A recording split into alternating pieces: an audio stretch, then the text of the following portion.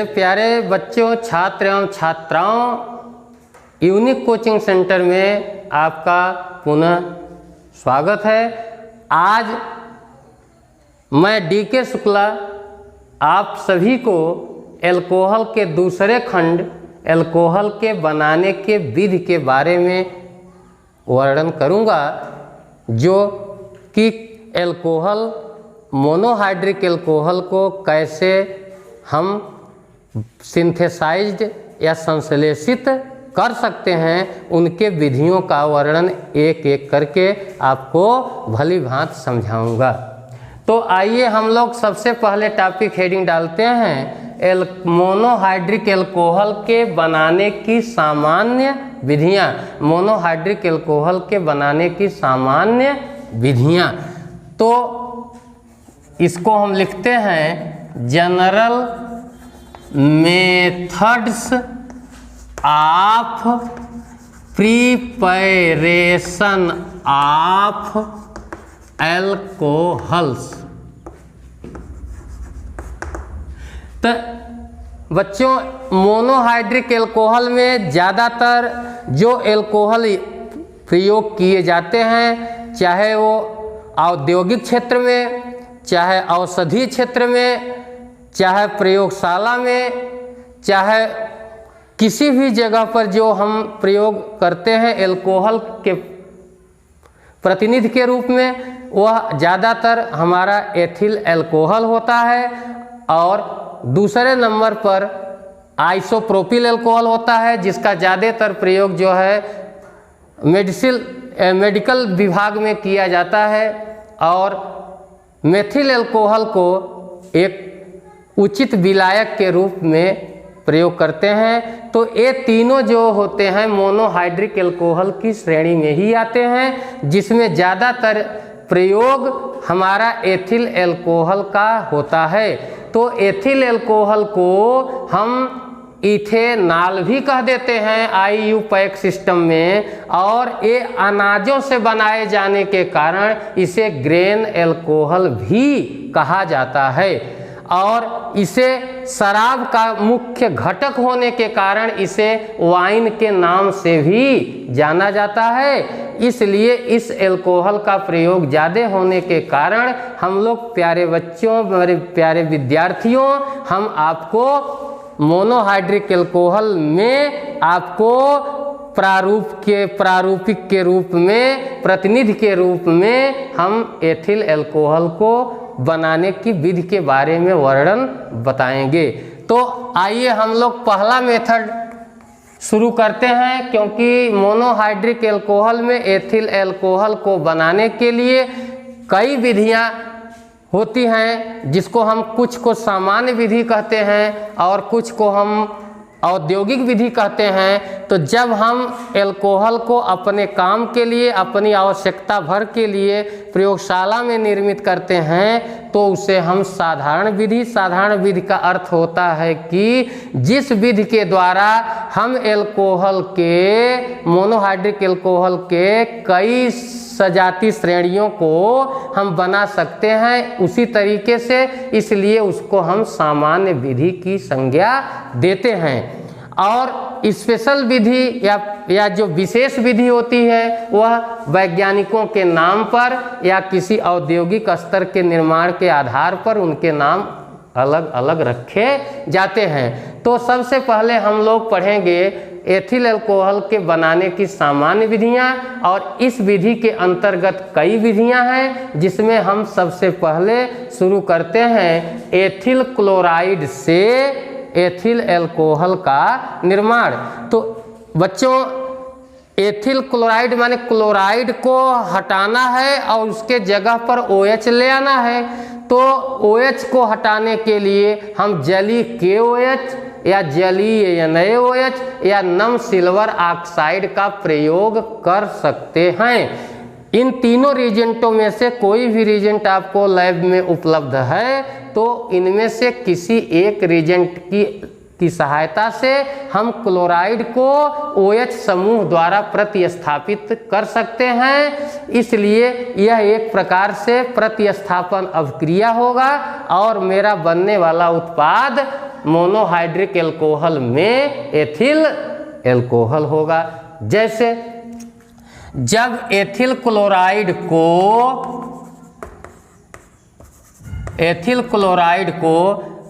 जलीय KOH के साथ, जलीय के लिए बच्चों AQ लिख दिया जाता है इसे ब्रीफ में, और इसका फुल फॉर्म होता है एक्वस, माने वह KOH जो जल में विलीन किया जाता है। तो ऐसे बने विलयन को हम एक्वस KOH कहते हैं। जब NaOH को भी जल में घोला जाता है तो उसे भी हम जलीय NaOH कहते हैं। और नम सिल्वर ऑक्साइड का अर्थ होता है कि जब सिल्वर ऑक्साइड को जल के साथ क्रिया कराया जाता है या मिलाया जाता है तो उसे हम नम सिल्वर ऑक्साइड कहते हैं। अब क्रिया के कराते समय हम उसको AgOH के फॉर्म में भी लिख सकते हैं और हम डायरेक्ट भी उससे क्रिया नमी के साथ भी करा सकते हैं। तो जैसे आइए, तो यहाँ पर हम लिए एथिल क्लोराइड लिए।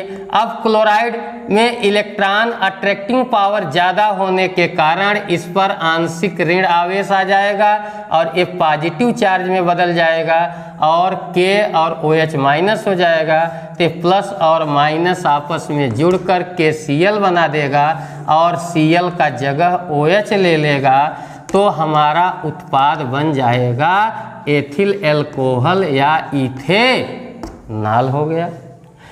तो यहाँ पर OH ग्रुप का माने Cl समूह का प्रतिस्थापन जो है OH के नाते हो रहा है, तो इसलिए इसे हम प्रतिस्थापन अभिक्रिया भी कहेंगे, क्योंकि प्रतिस्थापन अभिक्रिया वह होती है जिस अभिक्रिया में कार्बन के संकरण में परिवर्तन न हो, कार्बन के बंध में परिवर्तन संख्या में न हो, बशर्ते उसका विन्यास जो है बदल जाता है। इसलिए जो है बाकी इसमें जो है जो समूह रहता है यानी Cl समूह यहाँ पर है, इसलिए इस Cl समूह को हम OH समूह से प्रतिस्थापित कर रहे हैं, इसलिए इस अभिक्रिया को प्रतिस्थापन अभिक्रिया कहते हैं। और इस तरह से हमारा एल्कोहल बना एथिल एल्कोहल। पहला तरीका हुआ। दूसरा तरीका से हम एथिल एल्कोहल बना सकते हैं आपका ग्लूकोज के किण्वन से। तो किण्वन का अर्थ होता है यानी फर्मेंटेशन। तो फर्मेंटेशन का अर्थ हुआ कि जब ग्लूकोज को जल में घोल करके उसमें ईस्ट मिला दिया जाता है, तो ईस्ट में दो प्रकार के एंजाइम पाए जाते हैं जिन्हें क्रमशः इन्वर्टेज और जाइमेज कहते हैं। तो जाइमेज एंजाइम ग्लूकोज को, या ग्लूकोज उपलब्ध नहीं है तो सुक्रोज ले लिए, तो सुक्रोज के जली विलयन में जब ईस्ट मिला दिया जाता है तो जो है ग्लूकोज सुक्रोज का जल अपघटन हो करके ग्लूकोज पहले फ्रक्टोज बनता है और ग्लूकोज पर फिर यह क्रिया इन्वर्टेज एंजाइम द्वारा होता है और फिर ग्लूकोज पर जाइमेज एंजाइम आक्रमण करके अनाक्सी श्वसन के द्वारा उसे एथिल एल्कोहल में अपघटित कर देता है। इस प्रकार हम किण्वन की भी परिभाषा दे सकते हैं कि जब एक कार्बनिक यौगिक का सूक्ष्म जीवों के उपस्थिति में दूसरे तरह के कार्बनिक यौगिक में परिवर्तित कर दिया जाता है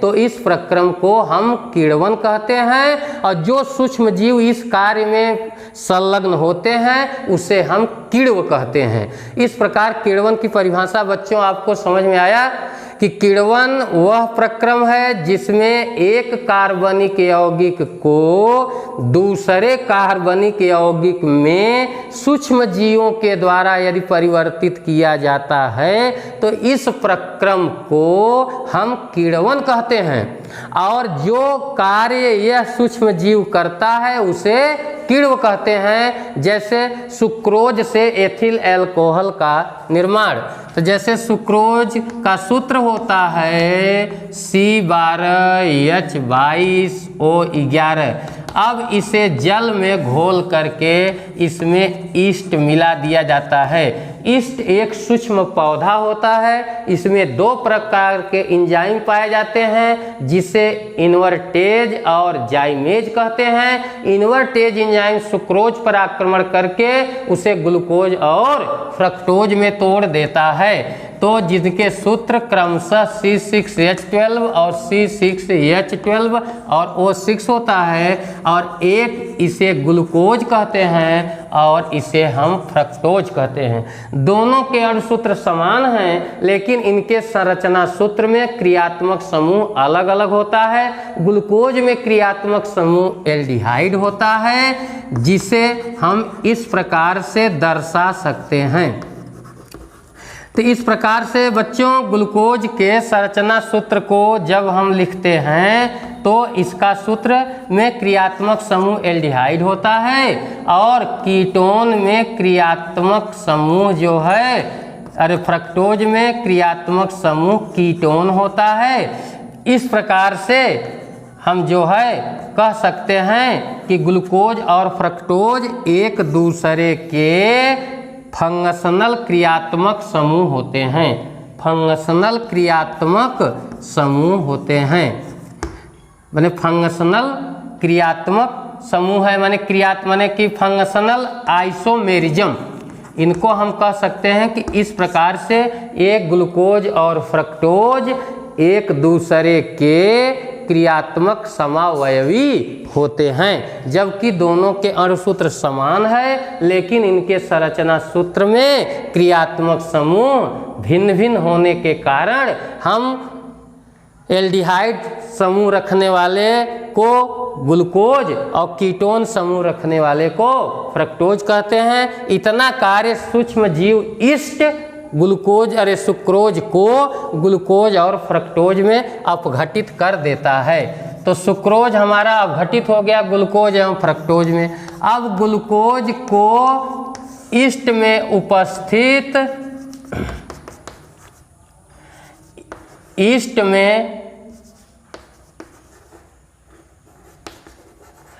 में उपस्थित जाइमेज एंजाइम के द्वारा यह अब टूट जाता है ethyl alcohol plus carbon dioxide में। तो कार्बन डाइऑक्साइड गैस निकलने के नाते पात्र में बुलबुले जैसी संरचना, उबलने जैसा आभास होता है, इसलिए फर्मेंट मीन्स होता है बॉयल। तो उबलने जैसा प्रतीत होने के नाते इस प्रक्रम का नाम रख दिया गया फर्मेंटेशन, जिसे हिंदी में कहते हैं किण्वन। तो प्यारे बच्चों समझ में आया कि हम एथिल अल्कोहल को सुक्रोज से या मोलासेज से या जगरी से या जो है ट्रिकल को हम जल में घोल करके उसमें ईस्ट मिला देते हैं, तो यह ग्लूकोज और फ्रक्टोज में टूट जाता है इन्वर्टेज एंजाइम के द्वारा, और फिर ईस्ट में उपस्थित जाइमेज एंजाइम ग्लूकोज को एथिल अल्कोहल और कार्बन डाइऑक्साइड में अपघटित कर देता है। इस प्रकार से हम एथिल अल्कोहल को डिस्टिलेशन कराकर हम शुद्ध मात्रा में या शुद्ध रूप में इसे हम प्राप्त कर लेते हैं। इसलिए एथिल अल्कोहल बनाने का ये हमारा दूसरा तरीका। प्यारे बच्चों, ये 2 तरीके हुए एथिल अल्कोहल बनाने का। तीसरा तरीका आइए हम लोग बनाते हैं ग्रिगनार्ड अभिकर्मक से।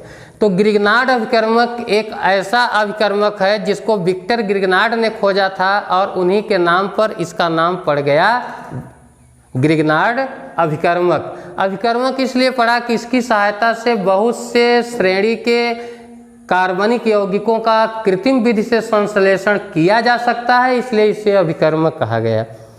तो यहाँ पर प्यारे बच्चों हमको बनाना है एथिल अल्कोहल। तो एथिल अल्कोहल को ग्रिगनार्ड अभिकर्मक की सहायता से बनाना है, तो इसके लिए ग्रिगनार्ड अभिकर्मक का सूत्र होता है RMgX। एल्कील मैग्नीशियम हाइलाइड को या फेनिल मैग्नीशियम हाइलाइड को ग्रिगनार्ड अभिकर्मक कहते हैं। इसकी खोज विक्टर ग्रिगनार्ड ने किया। कैसे किया कि जब एल्कील हाइलाइड को शुष्क अवस्था में शुष्क पात्र में रखकर मैग्नीशियम धातु के साथ ईथर को मिला करके जब गर्म किया जाता है तो हमारा एक पदार्थ बनता है जो होता है RMGX। और इसे सबसे पहले कृत्रिम विधि से संश्लेषित किया था विक्टर ग्रिग्नार्ड ने, इसलिए उन्हीं के नाम पर इसका नाम रखा गया ग्रिग्नार्ड अभिकर्मक। और यह एक उपयोगी अभिकर्मक होने के कारण इसे ज़्यादातर कार्बनिक यौगिकों के संश्लेषण में इसका प्रयोग किया जाता है। तो alkyl halide, alkyl magnesium halide is known as Grignard reagent. After the name of discoverer it named as Grignard reagent. It is very useful reagents and it applied for the synthesis of a numerous varieties of organic compounds.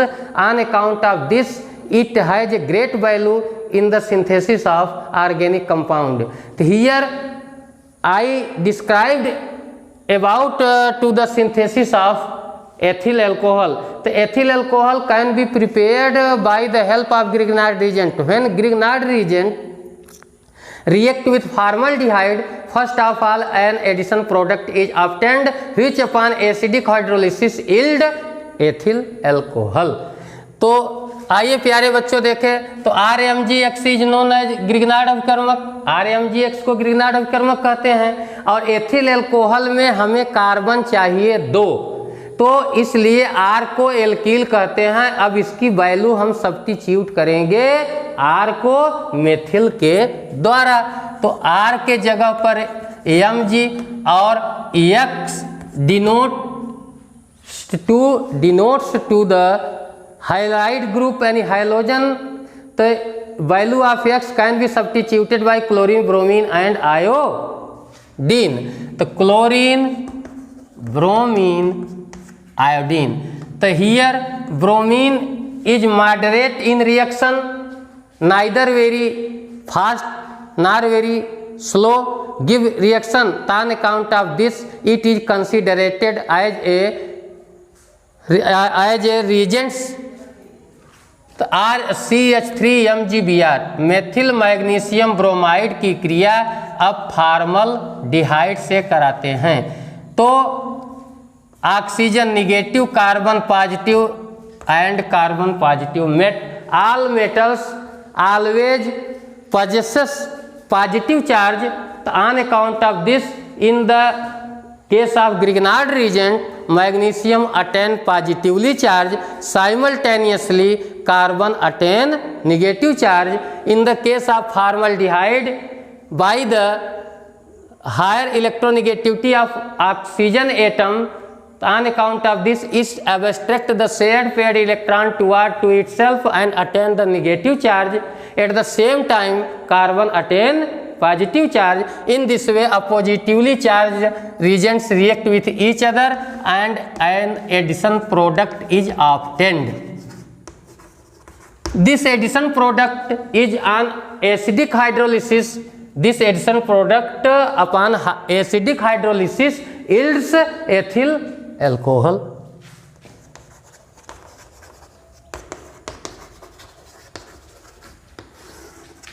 The acidic hydrolysis is demonstrated by hydronium ion.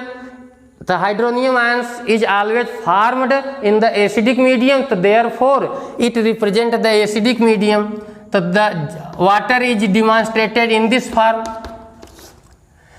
So water is demonstrated in this form positive. The bond is broken here. The oxygen attain negative charge and simultaneously magnesium atom attain positive charge. So therefore H approach near to oxygen and hydroxyl ion approach to the magnesium. In this way, the adduct on acidic hydrolysis yields ethanol and magnesium hydroxyl bromide.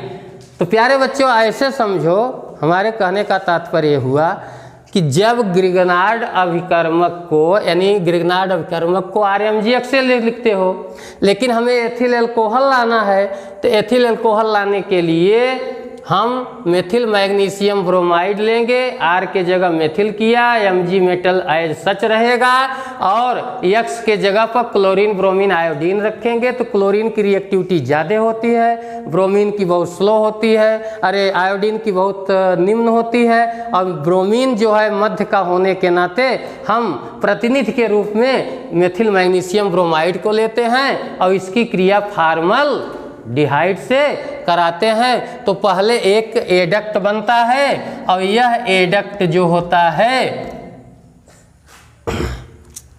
अम्लीय जल अपघटन कराने पर यह जो है ethanol और magnesium hydroxyl bromide प्रदान करता है। इस प्रकार मेरे प्यारे बच्चों आपको समझ में आ गया होगा धन ऋण लिखने के कारण कि कौन सा समूह किस पर अटैक करेगा और अंत में हमारा फाइनल उत्पाद क्या होगा। तो एथिल अल्कोहल भी बन गया ग्रिग्नार्ड अभिकर्मक से। जैसे अब इसमें परिवर्तन करना चाहो तो कर सकते हो, जैसे आप आर के जगह पर एथिल ले सकते हो। तो अगर आप आर के जगह पर एथिल लेते हैं तो इसका क्रिया वायु से करा दीजिए तो आपका प्रोडक्ट बनेगा एडिशन CH3OMgBr बन जाएगा, क्योंकि हाफ का गुणा करने से यहाँ ऑक्सीजन एक हो गया। अब इसलिए फिर एडिशन प्रोडक्ट बना, इसलिए इसका अम्लीय जल अपघटन अगर हम कराते हैं तो इसका अम्लीय जल अपघटन कराने पर यह जो है यहाँ से बॉन्ड ब्रोकन हो जाएगा, तो यहाँ और ए प्लस और माइनस, तो प्लस इस पर अटैक कर देगा और माइनस इस पर अटैक कर दिया और हमारा फाइनल प्रोडक्ट जो है इथेनॉल फिर से प्राप्त हो जाता है। तो इस प्रकार से हम जो है ग्रिग्नार्ड अभिकर्मक की सहायता से भी हम एथिल अल्कोहल को प्राप्त कर सकते हैं। तीसरा तरीका है कि हम ग्रिग्नार्ड अभिकर्मक की क्रिया जो है एथिल फॉर्मेट से करा करके भी हम जो है एथिल अल्कोहल को बना सकते हैं। तो इस प्रकार से ग्रिग्नार्ड रिएजेंट एक हमारा उपयोगी अभिकर्मक होने के कारण इसका उपयोग हम किसी भी अभिकर्मक से करा करके, ये तो हमें अभिकर्मक का ज्ञान होना चाहिए कि कौन से अभिकर्मक से क्रिया कराने पर कौन से उत्पाद बनने की संभावना रहती है। तो ये आपको बच्चों इसके लिए आपको अभिकर्मक का सतत प्रयास करना पड़ेगा और उनके अभिकर्मक की मदद से रिएक्शन को जानना पड़ेगा, और यह तभी संभव है जब आप लोग सतत प्रयास करेंगे, अभ्यास करेंगे और इसमें धन ऋण यानी कौन सा हमारा पीरियाडिक टेबल आवर सारणी के ट्रेंड के अनुसार किस पर किसकी विद्युत ऋणात्मकता ज़्यादा होगी, किसके सापेक्ष किसकी कम होगी, उनके आक्रमण से कौन सा अभिकर्मक किससे क्रिया करने पर क्या उत्पाद देता है, इन सब का आपको विस्तृत नॉलेज जब रहेगा तब आप किसी भी रिएक्शन को कराने में सफल और सक्षम रहेंगे और उसमें कोई त्रुटि और कोई कमी तो मेरे प्यारे बच्चों आपने एथिल अल्कोहल बनाने की 3 विधियां आपने पढ़ा, जो आपको समझने में हम जहाँ तक हमारा समझने का माने कहने का आशय है कि आप लोगों ने हर बात को हर तथ्य को बहुत एकाग्र चित्त से समझ रहे होंगे और इसको अमल भी कर रहे होंगे। तो आइए हम लोग चौथा मेथड एथिल अल्कोहल बनाने का पढ़ेंगे। प्राथमिक एलिफैटिक एमीन एथिल एमीन से हम लोग एथिल अल्कोहल बनाएंगे।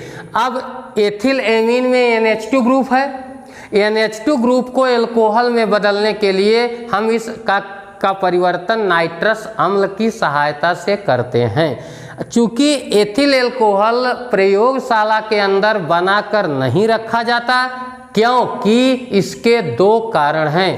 पहला तो ये कि यह एक विषैला अम्ल होता है, दूसरा यह कि यह अस्थाई न होने के कारण ये बना के रख देने पर अपघटित हो जाता है। इसलिए इन 2 कारणों से प्रयोगशाला में नाइट्रस अम्ल को बनाकर नहीं रखा जाता। जब इसकी ज़रूरत पड़ती है तो एक परख नली में सोडियम नाइट्राइट और सांद्र हाइड्रोक्लोरिक अम्ल को लेकर के परस्पर रिएक्शन करा करके जो है हम नाइट्रस अम्ल को बना लेते हैं और जहाँ इसकी आवश्यकता होती है उसका हम वहाँ पर प्रयोग कर लेते हैं। इस प्रकार से यहाँ पर हमको समझना है एमीन को एल्कोहल में ले जाना है, इसलिए नाइट्रस अम्ल की ज़रूरत है। इसलिए मेरे प्यारे बच्चों ये जान लो कि एमीन को एल्कोहल में बदलने के लिए एलिफैटिक एमीन को, प्राथमिक एमीन को एल्कोहल में बदलने के लिए हमें नाइट्रस अम्ल की ज़रूरत पड़ेगी, जो इस प्रकार से बनाएंगे NaNO2 धन HCl, तो NaCl धन HNO2, इसे नाइट्रस अम्ल कहते हैं। इस अम्ल को हम नाइट्रस अम्ल कहते हैं। अब ये नाइट्रस अम्ल तुरंत अब आक्रमण करेगा एथिल एमीन यानी एलिफैटिक प्राइमरी एमीन पर। इसको हम साधारण भाषा में एथिल एमीन कहते हैं। अब इसकी क्रिया नाइट्रस अम्ल से कराया जाता है। तो नाइट्रस अम्ल को प्यारे बच्चों हम संरचना के रूप में लिख देते हैं, तो अब क्रिया कराना आसान हो जाएगा। और इसको हम इस तरह से प्रस्तुत करते हैं O double bond N single bond OH।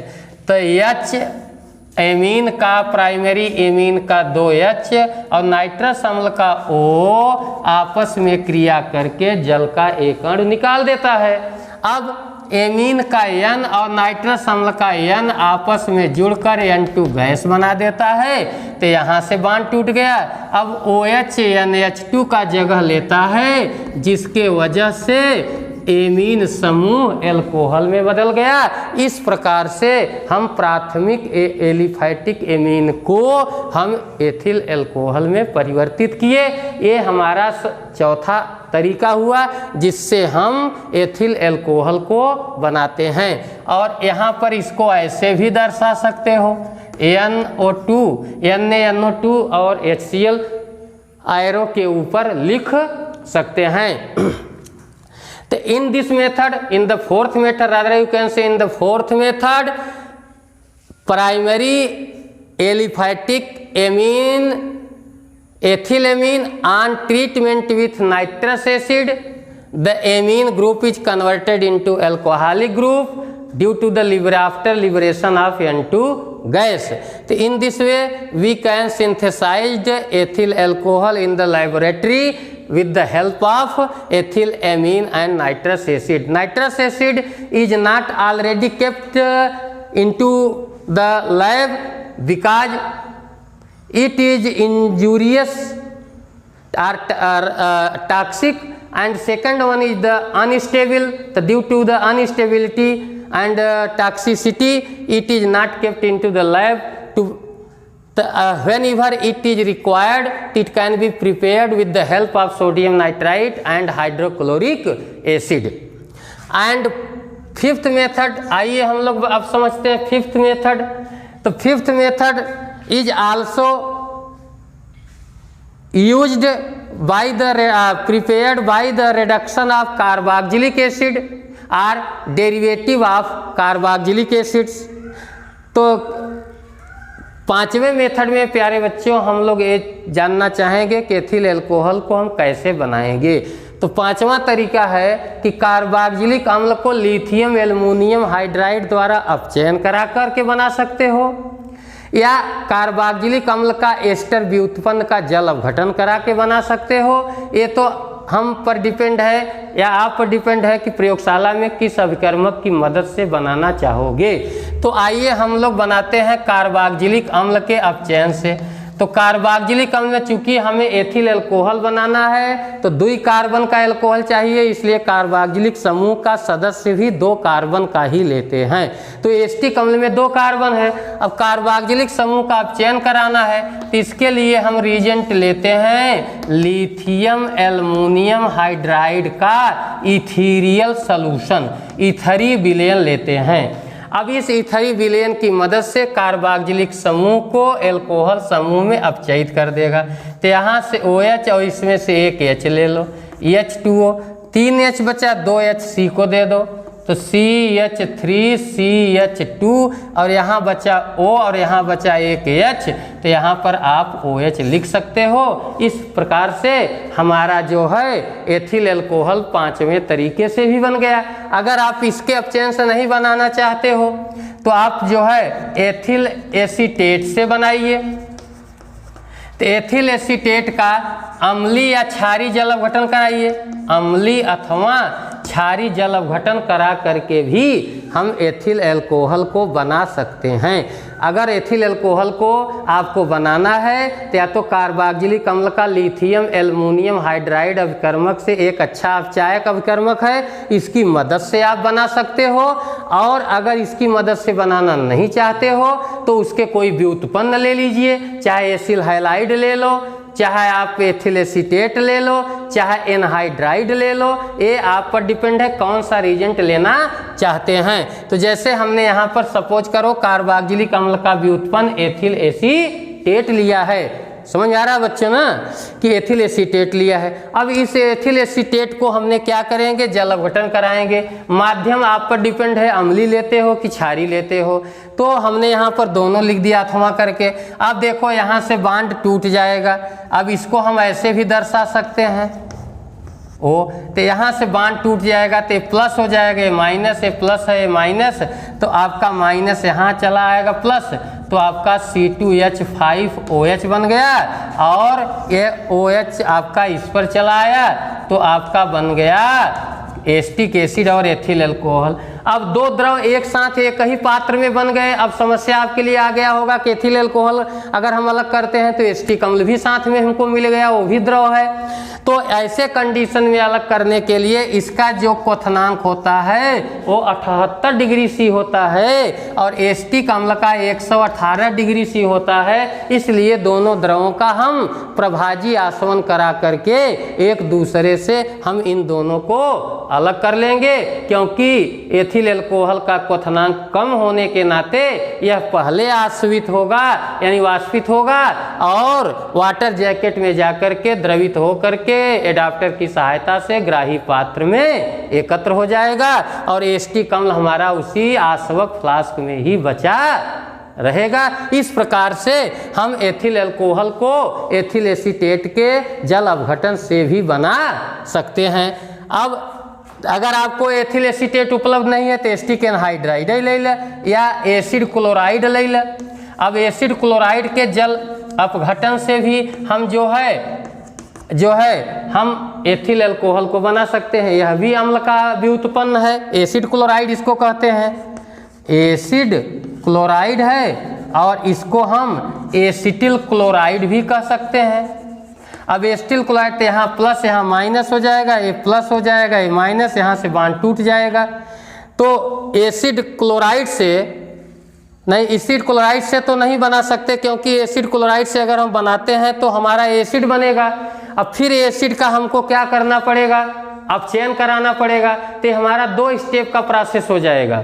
क्या हो जाएगा, ये 2 स्टेप प्रोसेस है। तो इसलिए इसका क्या करा दीजिए, इसको जो है आप जल अपघटन अगर कराते हैं तो इसको हम कार्बोक्जिलिक अम्ल बनाएंगे और HCl। अब ये कार्बोक्जिलिक अम्ल अगर हमारा बन जाता है, मान लीजिए लैब में एसिड नहीं है एस्टिक, तो अगर एस्टिक अम्ल बन गया तो इसका लिथियम एल्युमिनियम हाइड्राइड से अपचयन करा करके फिर हम जो है इससे क्या कर सकते हैं, हम एथिल अल्कोहल को बना सकते हैं। जैसा कि हमने आपके 5वें मेथड के प्रथम तरीके में यानी प्रथम ढंग के विधि में आपको हमने समझाया है।